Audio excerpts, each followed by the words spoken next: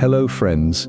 If you have ever held onto something so tightly that your fingers began to ache, simply because letting go felt like losing yourself, this one is for you. Today's story is about a wealthy merchant, a golden key, and the afternoon he learned that the hardest thing to open is a closed fist.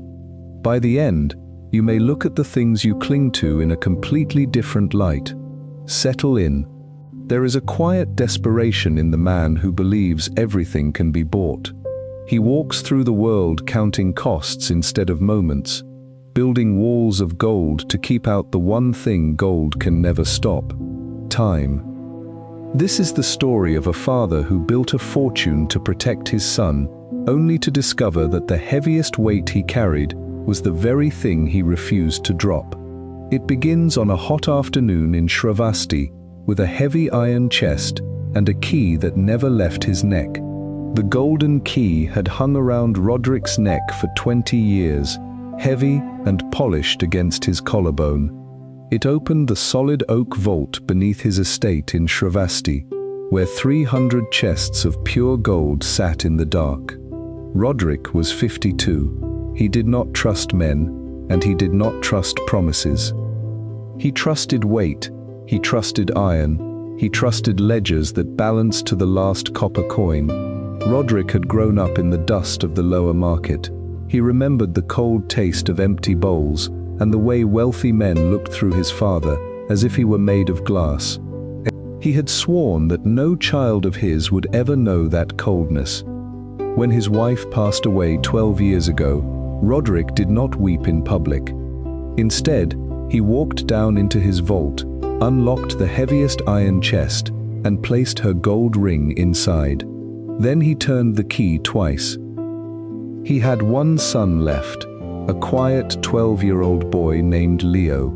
Leo had his mother's wide amber eyes and a habit of sitting quietly by the courtyard fountain, watching dry leaves drift across the water. Roderick loved the boy with a fierce, quiet obsession, but he did not know how to talk to him.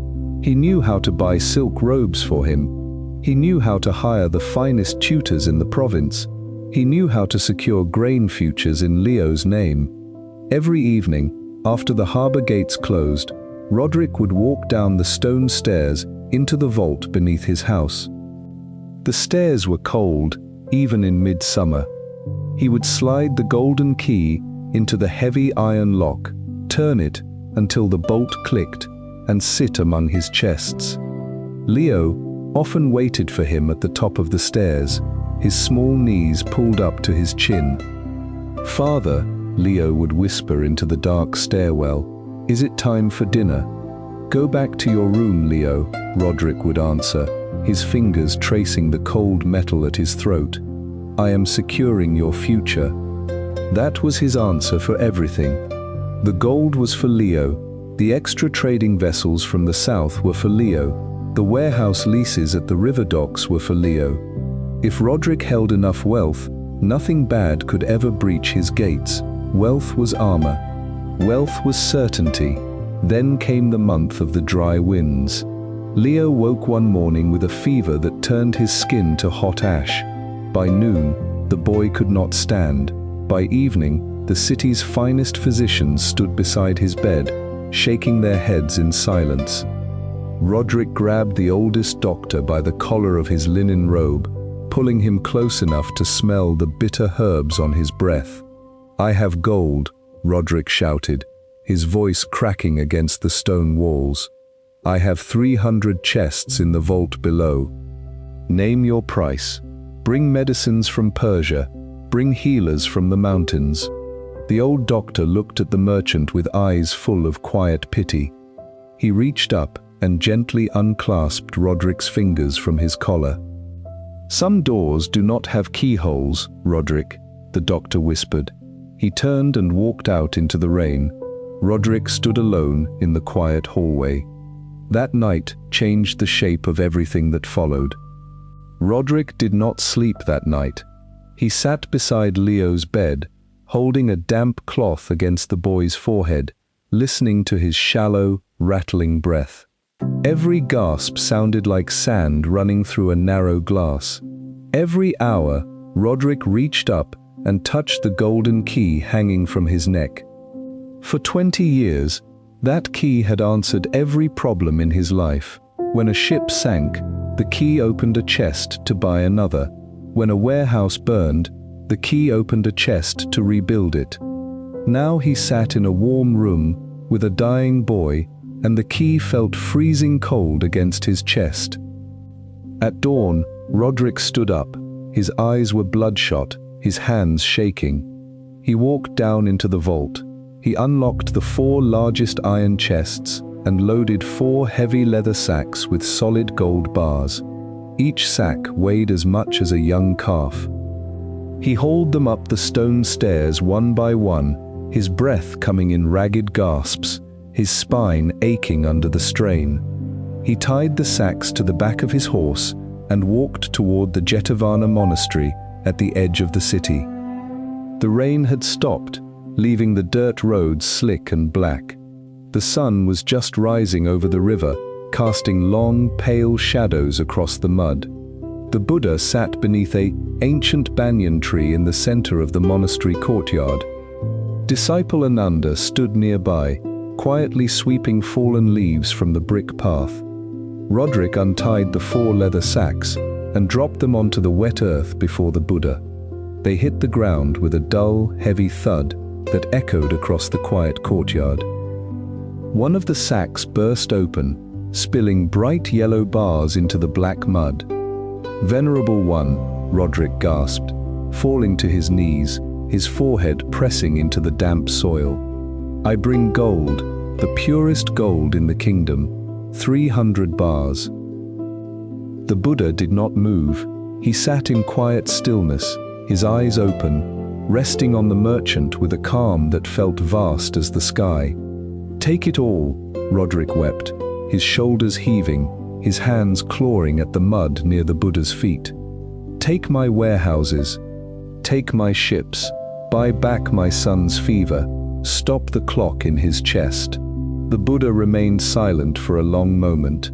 The only sound in the courtyard was the soft rustle of banyan leaves in the morning breeze and the sound of Roderick's ragged breathing. Then the Buddha stood up. He did not look at the gold bars in the mud. He walked past Roderick, down the gentle slope of the courtyard, to the edge of the riverbank nearby. Roderick scrambled to his feet and followed him, his boots squelching in the mud. The river was high from the night's rain, churning with brown silt. Along the bank lay a strip of dry, coarse sand that had blown down from the upper hills. The Buddha reached down, scooped up a large handful of the dry sand, and turned to face Roderick. He held out his open palm. "Close your hand around this sand, Roderick," the Buddha said quietly. Roderick hesitated. He looked at the sand, then at the Buddha's face. Then he reached out, placed his right hand over the Buddha's palm, and squeezed his fingers into a tight fist. He squeezed with all his strength. He squeezed until his knuckles turned white, until the tendons in his forearm stood out like corded rope, until his arm trembled from the effort. Sand began to pour from between his fingers. It trickled out from the gaps in his knuckles. It leaked down his wrist. It spilled over his thumb. The tighter Roderick squeezed, the faster the sand escaped his grip. Within 10 seconds, the stream stopped. "Open your hand," the Buddha said softly. Roderick opened his fingers. His palm was red and bruised, lined with deep creases where his fingernails had dug into his flesh. There was not a single grain of sand left on his skin. "Look at your hand, Roderick," the Buddha said. Roderick stared at his empty palm. He felt his chest tighten until he could barely breathe.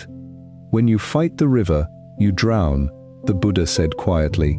"When you try to hold sand with a clenched fist, you lose it all." Roderick fell to his knees in the dry river sand. "My son is dying," Roderick whispered, his voice small and broken against the sound of the rushing water. "My only boy. Your son is breathing right now. the Buddha replied gently. And you are here, 3 miles away, holding on to gold that cannot hear his heart. Roderick sat frozen on the riverbank. The words did not strike him like an attack. They struck him like a curtain being drawn open in a dark room. He looked at his empty, red palm. He looked back toward the monastery courtyard, where 4 sacks of gold lay half buried in the mud. He reached up with a trembling hand and touched the golden key around his neck. For 20 years, he had believed that key gave him power over the world. He believed it kept death at bay. He believed it made him a father. He saw the truth now. The key had never opened anything worth keeping. It had only kept his own fingers locked into a fist. He had built a prison out of gold, and he had locked himself and his son inside it. Roderick reached behind his neck. His fingers were muddy and shaking, but he found the small clasp of the iron chain. He unhooked it.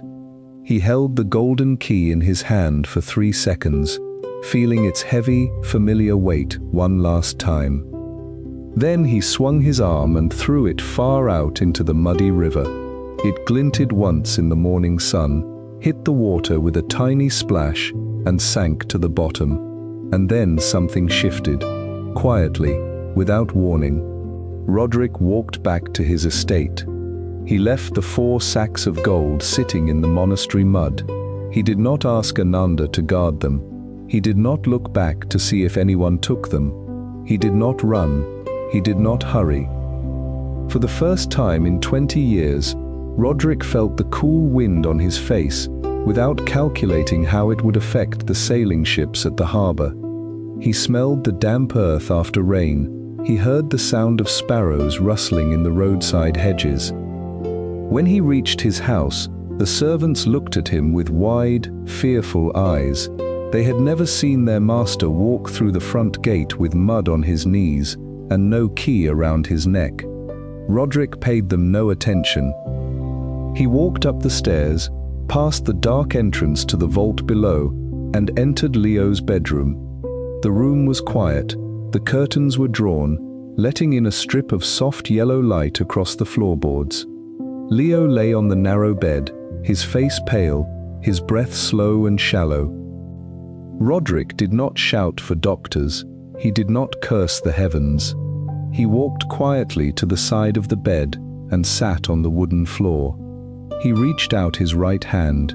He did not clench his fingers. He did not grab his son's wrist to check his pulse against a ledger. He simply laid his palm flat on the mattress, open and face up. Then he gently rested Leo's small, hot hand inside his own open palm. He did not demand a miracle. He did not bargain with the dark. He simply stayed. "I am here, Leo," Roderick whispered into the quiet room. "I am not going anywhere." For 2 hours, Roderick sat on the floor beside the bed. He watched the light shift across the wooden floor. He felt the warmth of his son's hand resting in his. Around noon, Leo stirred. The boy opened his eyes slowly, his long eyelashes fluttering against his pale cheeks. The fever had not miraculously vanished. His skin was still hot, his body still weak. But when Leo turned his head and looked at his father, his eyes widened slightly. He looked at Roderick's face. For the first time in his life, Leo did not see the hurried merchant who was always leaving for the docks. He did not see the cold man who spent his evenings in the basement dark. He saw a father sitting in the light, with an open hand and clear, quiet eyes. "Father," Leo whispered, his voice thin as paper. "I am here, son," Roderick said gently. Leo let out a long, quiet sigh. His small fingers relaxed, unfolding completely inside Roderick's open palm. Outside the window, a small brown bird landed on the stone sill and began to sing into the midday quiet. Roderick closed his eyes and listened to the song. He had a long road ahead of him. He didn't mind.